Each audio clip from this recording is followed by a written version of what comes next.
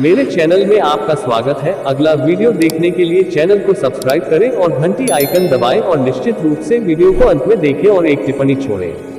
रामकृष्ण परमहंस को दिव्य ज्ञान प्राप्त होने के बाद उनके एक शिष्य थे स्वामी विवेकानंद। विवेकानंद अमेरिका जाने वाले पहले योगी थे। वह 1893 में दुनिया के धर्मों की संसद में शामिल होने शिकागो गए थे। वहां जाने के बाद उन्होंने एक आध्यात्मिक लहर चला दी। जिस समय किसी नई चीज को लेकर लोगों में बहुत आशंकाएं होती थी, उस समय आकर उन्होंने कुछ हद तक लोगों के लिए द्वार खोले। रामकृष्ण का विवेकानंद से बहुत अलग तरह का जुड़ाव था, क्योंकि वह विवेकानंद को अपना संदेश दुनिया तक पहुंचाने का एक जरिया मानते थे। रामकृष्ण ये काम खुद नहीं कर सकते थे, इसलिए वह विवेकानंद को अपने संदेशवाहक के रूप में देखते थे। रामकृष्ण के आसपास के लोग समझ नहीं पाते थे कि वह विवेकानंद को लेकर इतने पागल क्यों थे। अगर एक भी दिन विवेकानंद उनसे मिलने नहीं आते तो रामकृष्ण उनकी खोज में निकल जाते, क्योंकि वह जानते थे कि इस लड़के में संप्रेषण की जरूरी समझ है। विवेकानंद भी रामकृष्ण परमहंस के लिए उतने ही पागल थे। उन्होंने कोई नौकरी नहीं ढूंढी, उन्होंने कोई ऐसा काम नहीं किया जो उनकी उम्र के लोग आमतौर पर करते हैं। वो बस हर समय रामकृष्ण का अनुसरण करते थे। एक दिन उनकी माँ बहुत बीमार थी और मृत्युशैया पर थी। अचानक विवेकानंद के दिमाग में आया कि उनके पास बिल्कुल भी पैसा नहीं है और वह अपनी माँ के लिए दवा या खाना नहीं ला सकते। विवेकानंद के जीवन में एक बहुत अद्भुत घटना घटी।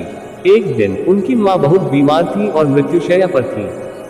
अचानक विवेकानंद के दिमाग में आया कि उनके पास बिल्कुल भी पैसा नहीं है और वह अपनी माँ के लिए दवा या खाना नहीं ला सकते। ये सोचकर उन्हें बहुत गुस्सा आया कि वह अपनी बीमार माँ का ध्यान नहीं रख सकते। जब विवेकानंद जैसे इंसान को गुस्सा आता है तो वह गुस्सा वाकई भयानक होता है। वह रामकृष्ण के पास गए। वह कहीं और नहीं जा सकते थे, गुस्से में भी वह यहीं जाते थे। वह रामकृष्ण के पास गए। वह कहीं और नहीं जा सकते थे, गुस्से में भी वह यहीं जाते थे। उन्होंने रामकृष्ण से कहा, इन सारी फालतू चीजों इस आध्यात्मिकता से मुझे क्या लाभ है। अगर मेरे पास कोई नौकरी होती और मैं अपनी उम्र के लोगों वाले काम करता तो आज मैं अपनी माँ का ख्याल रख सकता था। मैं उसे भोजन दे सकता था, उसके लिए दवा ला सकता था, उसे आराम पहुंचा सकता था। इस आध्यात्मिकता से मुझे क्या फायदा हुआ। रामकृष्ण काली के उपासक थे। उनके घर में काली का मंदिर था। वह बोले, तुम्हारी माँ को दवा और भोजन की जरूरत है। जो भी तुम्हें चाहिए वह तुम काली माँ से क्यों नहीं मांगते। विवेकानंद को यह सुझाव पसंद आया और वह मंदिर में गए।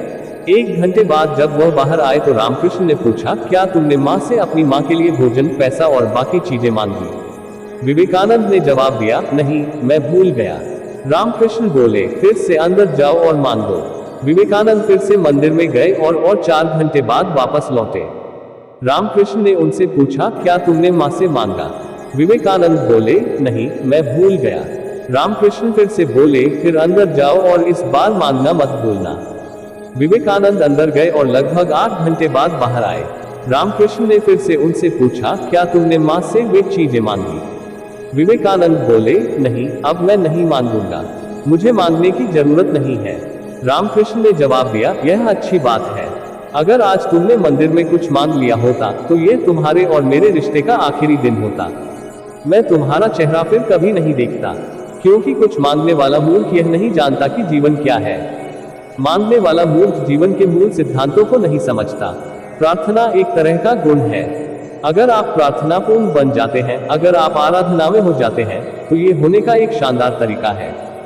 लेकिन यदि आप इस उम्मीद से प्रार्थना कर रहे हैं कि इसके बदले आपको कुछ मिलेगा, तो यह आपके लिए कारगर नहीं होगा।